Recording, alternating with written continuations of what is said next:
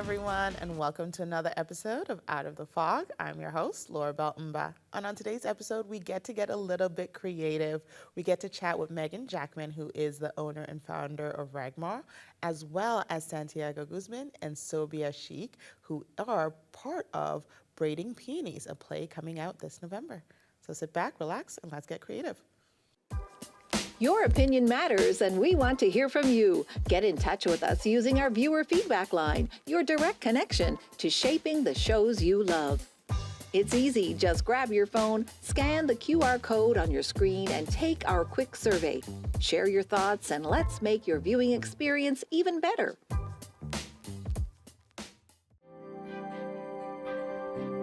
This is Rogers TV.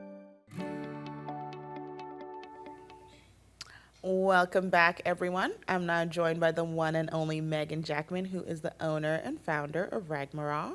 Megan, thanks for joining me. Thanks for having me. I'm so excited to have you here because I've lived in this city long enough to see your stuff everywhere.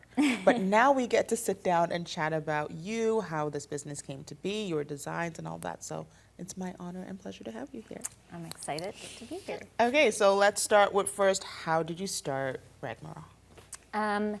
It's a bit of a long story, so to make it short, I was a pharmacist, and and I was looking for a little bit of a change, mainly just like personally. I wanted to explore my creativity because I'd always been creative since I was a little girl. My grandmother taught me to sew when I was 5, so I've always loved sewing. I just wanted something to do in the evenings, and I was like, okay, I'm going to revisit sewing as an adult. And I started to go to farmers markets. That kind of propelled me forward. I got a studio in Kitty Vitty, and like bit by bit, people were like really loving my bags, and that's really where it started. Okay. Yeah, it was just like a part-time thing for me. But it has moved so much from part-time to like, you are a fully established staple in the fashion industry in the city. You do know that, right? So. Not guess so, fully. You've earned your flowers, not just the ones that appear on the Thank you. beautiful bags you make. Thank you. So, speaking of the beautiful bags you make, you started this as a way to de-stress and reconnect with your creative side after being a pharmacist. But the designs you've come up with are, no way to mince words, are amazing, like Thank literally you. fantastic. How do you come up with them? What is your inspiration? Because they change every season. Well, they change every week. Okay. Actually, yeah. So we release new patterns and new bags every Thursday. Okay. So because we're now shipping across North America, 80 bags a week, we need to have a quick turnover. So the inspiration mainly came in the beginning from the landscape of Newfoundland. Okay.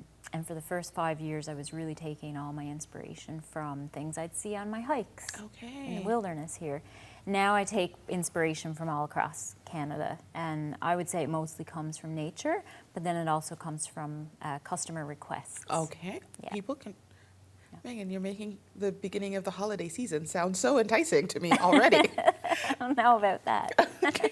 So you've made a lot of different designs. There are a couple. Are there any that for you are like, this is my favorite, like I don't care what anyone else says, this one is my favorite? Absolutely, yeah. There's a pattern called Enchanted Forest that I designed. I design all the patterns, draw them by hand.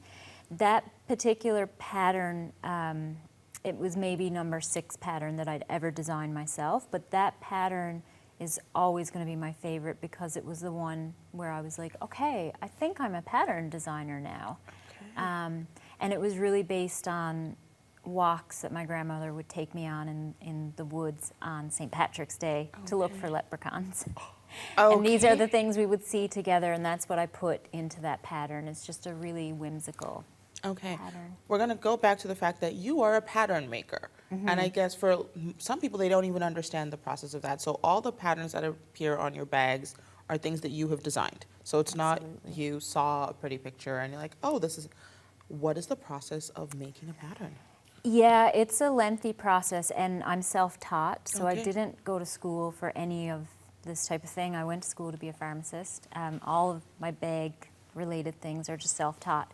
But yeah, so the flowers, that would be, you know, I might see flowers outside and then take pictures, and then I would bring that home and start to sketch it out. Wow. Then I would transfer it to my computer or my iPad, make it digital. Then I would start to color it in. Then I would make it into a repeat pattern, which is a whole nother process. And then I would send it off to get printed onto fabric. Okay, It's a lot. that is a long process. Yeah, it's a lot. But then it shows up in these absolutely beautiful bags. Thanks. Okay, so are there any key, not so much in the process, but any staple bags that are always available? Well, I say always, knowing that you make a certain amount, and if it's gone, it's Yeah. gone. Yeah. You wait till the next time. So what are the sizes, the types of bags that people can order? Yeah, we have everything from, like a small pouch, like Yeah. a zipper pouch, and we have these pretty regularly. This is one of our best sellers, so this is the bottle bag. It's like a smaller crossbody bag.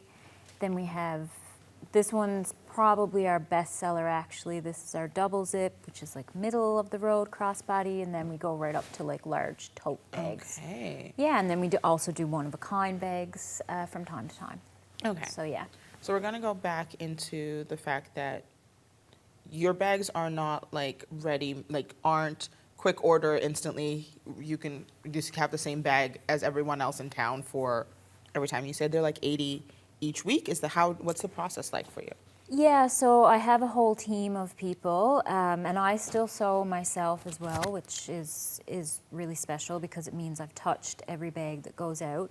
But basically, say we get a new fabric in, we put it into maybe 4 styles, and then we make 25 of each of those styles. Then we get it photographed, it's ready to go, it goes on our website, and you can order directly from our website. The bag is already made and ready to go. Okay. But there are definitely a limited number of each bag. Okay. Yeah. Yes, that's the question I was trying to ask. 100%. And once, like you said, once it's gone, it's pretty much gone. Okay. Yeah. So as a person who started in pharmacy and then became a fashionista, I will call you, a designer, a business owner, what was that process like for you? Oh my goodness.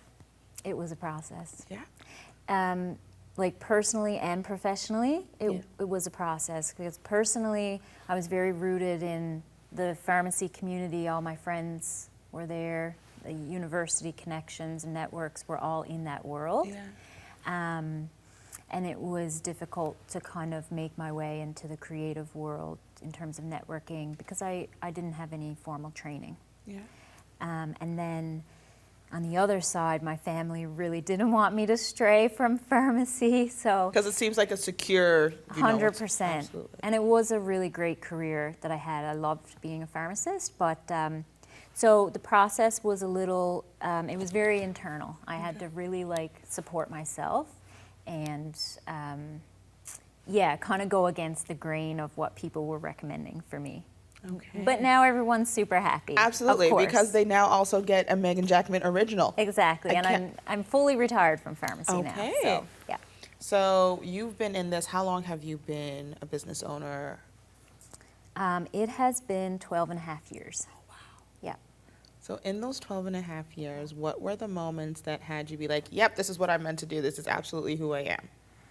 Oh my goodness, that's a good question. You know, honestly, for me, the points that have really made it feel like this is what I'm supposed to do are the points throughout the year where there's like holidays and all my customers are reaching out to us through messages and stuff. For me, I don't have family here in St. John's, but I have felt so supported by my customer base, my followers, even people who don't buy my bags, just people who follow my art. When people reach out to me like that, I feel so surrounded by my community, and it's just like, okay, this is why I do what I do. Yeah. Okay. Yeah. And well, on the flip side, because not everything is lovely peonies and roses and all of that all the time. Exactly. What have been the moments that challenged you, and how did you push through on those moments? Oh, there's been a lot because I'm the sole owner. So, I mean, COVID comes to mind. And for my business, we quadrupled in sales during COVID, Oh, wow. which is a really great thing. but it was really difficult to pivot so quickly, and I did feel like I was under a lot of pressure. I learned a lot from that experience, though. It did crush me in the beginning, trying to keep up, but it really taught me to be resilient, to, you know, check in on myself, my staff, and just to keep pushing forward. So that one definitely comes to mind. Okay. Yeah. I got you for about 2 more minutes, and so I'm going to make it 2 more questions. These are the hard-hitting ones, okay? I know I promised you Okay. easy. No, out the door with that. Okay. Okay. So as you've been in this for 12 years, what are your hopes for the next 12 years? Oh, wow. I would love to see Ragma continue to grow. Right now, I'm really focused on empowering my staff. I'm really passionate about like creating more employment opportunities, and I want to empower my staff to be able to really take the business and go forward, not without me, but you know, to just have more autonomy within what they can do within Ragma. So yeah. All right. So 1 minute, 49 seconds. Okay. Ready? Let's go. For those watching, if you could leave them with one piece that encapsulates what Ragmar is to you and what it can mean to them, what would it be? Wow. Ragma to me it really represents my relationship I had with my grandmother, who she really uplifted me when I was a child, and her relationship to me is like the core of who I am as a person. So when you buy one of our bags and you experience my art on your body every day in a bag, you're really getting a piece of that. You're getting a piece of me, but you're also getting a piece of everything that came through my childhood experiences. And yeah. Now, the hard clinching one for all our viewers, because now they've seen the bags in, which means the holiday season is, Mariah Carey is thawing, basically. Yes. Where do they go and get their own little piece of you? So you can go to www.ragma.com. That's the best place to get the bags because there's a really large selection, and we release new bags every Thursday on our website. And then for local customers, they can come to our studio. We open up our studio every Wednesday from 10 a.m. to 5 p.m. for local customers to shop. Okay. Yeah. Well, Megan, it is always a joy and a pleasure. And our audience now gets to see the beautiful art you get to create. So thank you for taking the time to chat with me. This was really nice. Always. Thank you. All right, folks, we'll be right back. At Rogers TV, we know our community thrives because of the incredible people who support it. Today, we want to extend a heartfelt thank you to all our amazing volunteers. Your hard work, dedication, and passion make our productions possible, bringing local stories and events to life for everyone to enjoy. Whether you're behind the camera, in the control room, or helping at events, your contributions are invaluable.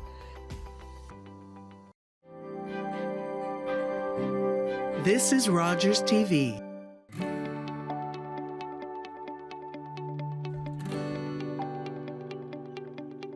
You're watching Rogers TV St. John's. Welcome back, everyone. I'm now joined by two amazing individuals, Santiago Guzman as well as Sylvia Sheik, who are going to be talking to us about the play Braiding Peonies. Folks, thanks for joining me. Hey, Laura Bell. You're back! I'm and back, you're back here. again. I'm so excited to have you. So I guess we'll start with what is braiding peonies? And I think the best person to start with would be Sylvia. Thank you. Excited to be here for the first time. So this play came out of two main reasons. One was that there was a lot of conversations post-2020, George Floyd, about transformative justice, and we were having those conversations in community, in the anti-racism community, in the social justice community. And we were seeing, some high-profile cases of anti-Muslim racism in the province, and so that's one kind of main thrust of this project. And next, Santiago invited me, commissioned this play, the Todos Productions commissioned this play as part of a transformative justice and abolition in theater project. It's called Stages of Transformation. Okay. And I guess also I was a writer. I was writing, creative writing, and had never written a play. And so this was a wonderful opportunity for me. Okay, and so for you, Santiago, why did you commission this? Well, when Todos Productions was invited to be a part of this project, it became really clear that in this national strategy, we were looking at finding ways to talk about these big subject matters like abolition and transformative justice through theater. And I thought, okay, who is the best person in Newfoundland and Labrador to talk about these topics? Sylvia Shakin Sheikh. So I reached out to Sylvia and I said, hey, would you like to be a part of this? And at the beginning, Sylvia said, no, I don't think so. I don't think I'm the person to do this. And I said, of course you are the person to do this. And part of my job since 2022 has been to support Sylvia in the development of the play. So we have collaborated for a few years now, just making sure that the story is making sense, that we're presenting a version of, a story about a Muslim family that is going and dealing with the repercussions of a hate crime and what are the possible choices to approach justice and ultimately healing. Okay. So Sylvia, for you as someone who is a playwright or someone who's also Muslim and has been in this province for a while and works and exists in the anti-racism and community justice community, how did it feel being able to put your lived experience as someone who's been in this level of work before into a play? Did it feel personal? Did you feel detached from it? What was it like for you? I think I didn't know how angry I was when I first started writing the play. I mean, I knew that there were stories to tell. And, as an anti-racist feminist organizer for a long time and in Newfoundland since 2010, it's been, there was a lot of isolated things that were happening that this play really brought together for me, and I didn't know I needed it. Okay. But as I wrote it, and as I, was challenged to make things accessible to people, I really learned the story that I want to tell, and I didn't know that at the beginning. Okay. So I think that's the right answer. No wrong answers, all thoughts and feelings. So for you, Santi, as you watched and supported Sylvia as she grew this, what was it like for you? It was really a privilege to see the story develop and to see it grow, find clarity. And to me, one of the most beautiful things has been looking at that anger, that grief that we have, particularly as racialized people in a community that is constantly targeted just because of who we are, and that's it. It's really interesting to see how we have utilized theater and this play to talk about it, but also to look at ways to move forward and to transform the situation and ultimately talk about love and healing and in our approach to justice. So when I think about, who is this play for, I constantly think that this is a play for everybody, particularly now in 2025 when there's so much tension amongst different perspectives. I think that it's really important for us to open both our hearts and our ears to those different experiences and to understand that we are all ultimately human beings and that we suffer from similar things and that there is an opportunity for us to move forward in a world where we treat each other like human beings. And I think that that's really important to me, and I think that that's something that we have been trying to do with Todos for the last 6 years. And so for you, Sylvia, for people who are attending this, what are you hoping at the end when the curtains close and there's that, what are you hoping they leave the theater with? Well, on a human level, I hope that they connect with the characters. I mean, it's an all racialized character list, an all racialized cast. And each of those folks have different stories to bring in themselves, in their own selves. I hope that there's connections at a human level. On a community level, I'd really like to see these conversations about transformative justice and what does healing look like, what does community love look like. What do we do when we face violence in our worlds?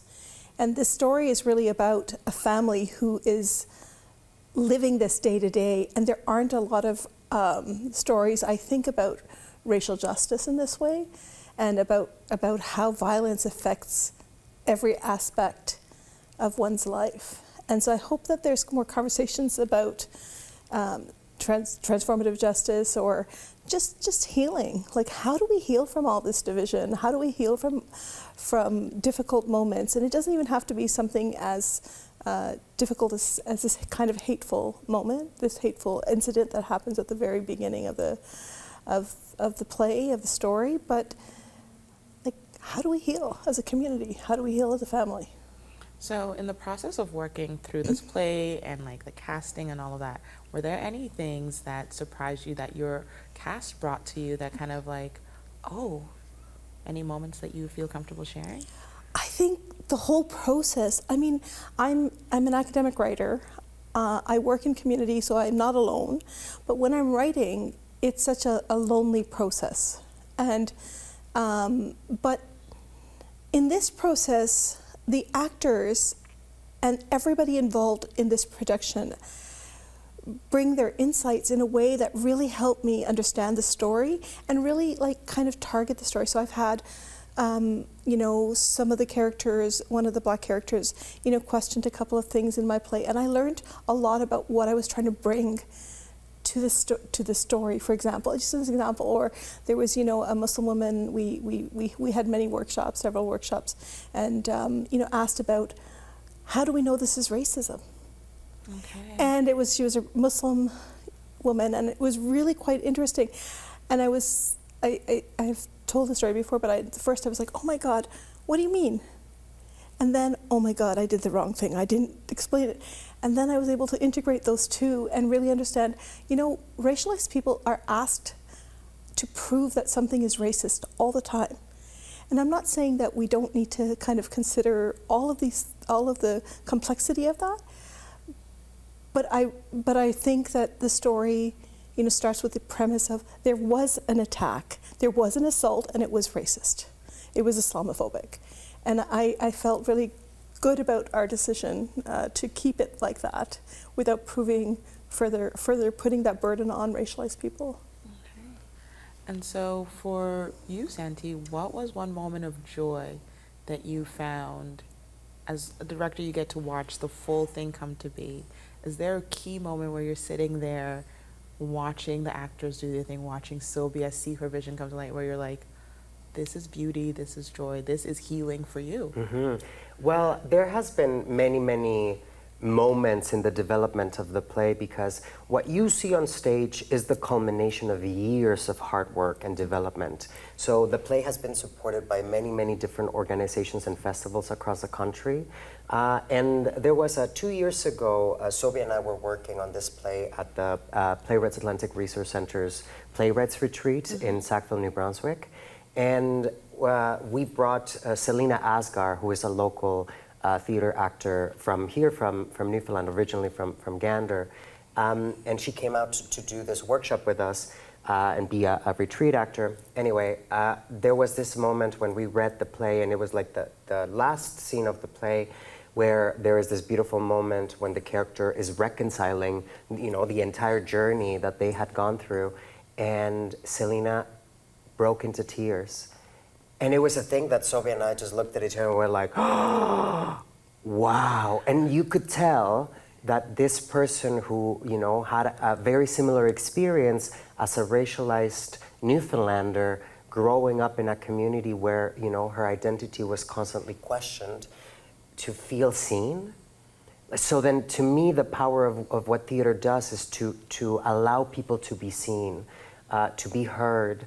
And my hope is that, you know, with that experience, people who are not acquainted with those experiences can just learn that and be like, look at each other and say, oh, I understand that your perspective is different than mine, and that's okay. Okay. So I got you for one more minute, which means now we need to knock through the nitty-gritty of this. Let's do it. All right. When is this play? Yes. So we're so close to open the show. We begin performances on November 27th, and the play runs from November 27th to the 30th, nightly at 7:30 p.m. And then we will do 2 matinees on the 29th and the 30th at the Lantern Community Center on Barnes Road here in St. John's, Newfoundland and Labrador. You can find the tickets on our website on Todos Productions, TODOS Productions.com. Okay, and look at that, wrapped me up so nicely. So I want to thank both of you for joining me. I know I will be going to see this because I know how hard you've worked, and it's been a pleasure to have you here to talk about this. So thank you so much for joining me. Thank you for having us. Thank you. All right, folks, we'll be right back. Your opinion matters, and we want to hear from you. Get in touch with us using our viewer feedback line, your direct connection to shaping the shows you love. It's easy. Just grab your phone, scan the QR code on your screen, and take our quick survey. Share your thoughts, and let's make your viewing experience even better. I want to thank all of you for tuning in yet again. It's always a pleasure getting to share time and space with you. Thank you to my guests for joining me. Make sure to check out Ragmaw on their website, and to check out Braiding Peonies, check out Toto's Productions for times and dates. I can't wait to see you all again next time.